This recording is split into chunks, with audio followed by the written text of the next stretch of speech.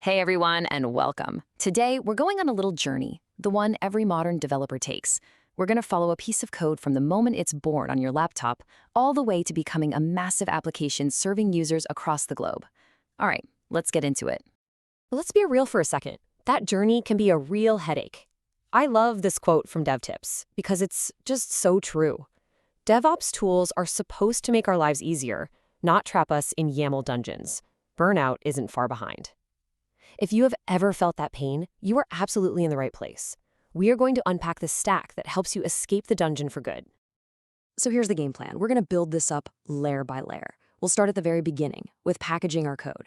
Then we'll pave an automated highway to get it to the cloud. After that, we'll look at how to build the cloud itself with code, how to manage everything when it gets huge, and finally, we'll see how it all clicks together. Okay, part one, the foundation. This is all about solving one of the oldest, most frustrating problems in software and finally putting an end to those dreaded words, but it works on my machine. And the hero of this story, really, is Docker. Now, forget the jargon for a minute, because the core idea is brilliant in its simplicity. Just think of Docker as creating a standardized shipping container for your software.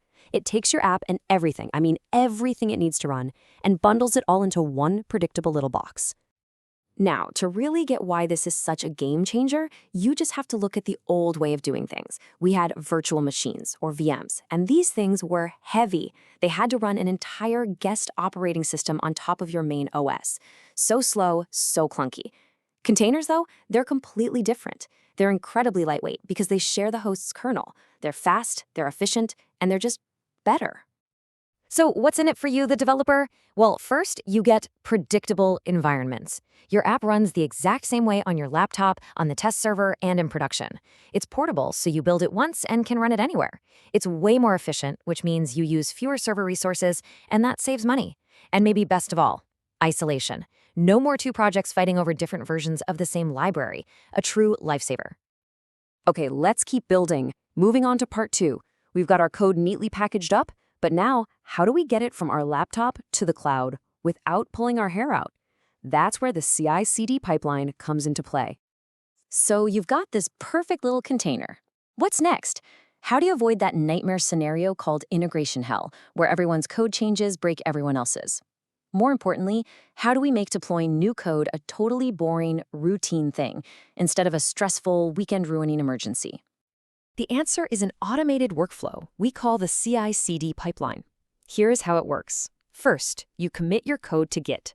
That one action automatically kicks off a server that builds your code into that Docker container we just talked about. Then, a whole battery of automated tests runs against it. And here's the magic part. If, and only if, every single test passes, the new container gets deployed. It's simple, it's repeatable, and it's safe. Okay, so our code is packaged and it's on an automated highway. But highway to where? What's it going to run on? That brings us to section 3, infrastructure as code. This is all about building your entire cloud setup using code instead of manually clicking around in a web console.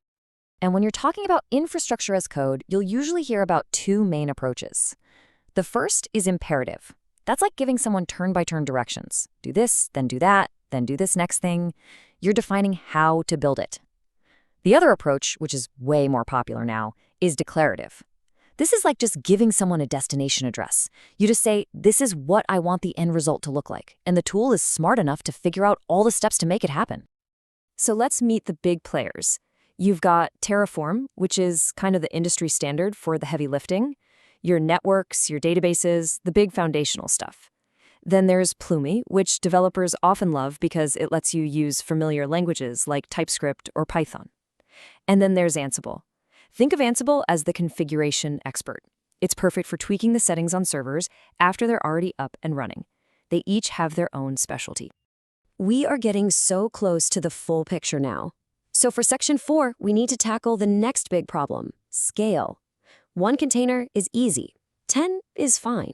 But what happens when you have hundreds or thousands of them running? How do you manage that without going completely insane? And this is where Kubernetes makes its grand entrance. You've probably heard of it. It is the undisputed king of something called container orchestration. Really, that's just a fancy way of saying it's the master conductor for an orchestra of containers. It tells them all what to do, where to go, and how to work together at a massive scale. Now, Kubernetes can look intimidating, I get it. But you can break it down pretty simply. You have the master node. That's the brain making all the decisions. Then you have the worker nodes. That's the muscle, the machines that actually run your application inside little groups called pods. Each worker has a tiny agent called a kubelet that talks to the brain. And all the system's knowledge is stored in etcd, which is basically the cluster's memory. So brain, muscle, agent, and memory. That's the gist of it. All right, final section. It's time to put all of these puzzle pieces together and see the whole picture. Let's do a quick recap of this entire journey, from a single line of code all the way to a huge scalable application. So, it all started with that first crucial step. We used Docker to package our application and all its dependencies into a neat, portable little box that just works everywhere. That was our foundation. Next, to get that box from our machine to the world, we built an automated assembly line, our CI/CD pipeline. This thing safely builds, tests, and deploys our code without any of the manual stress. Of course, that box needed a home, so we used infrastructure as code with a tool like Terraform or Pulumi to create a repeatable blueprint for our entire cloud environment. Servers, databases, the whole shebang. And finally, when we went from one box to thousands, we brought in the conductor, Kubernetes, to manage all that complexity, making sure our application stays up and running no matter what. So I'll leave you with this question to think about. When you look at your own projects, is your stack just a jumble of different tools you've collected? Or is it a thoughtful, cohesive system that's actually designed to prevent that burnout we talked about at the beginning and lets you focus on the fun part, writing amazing code?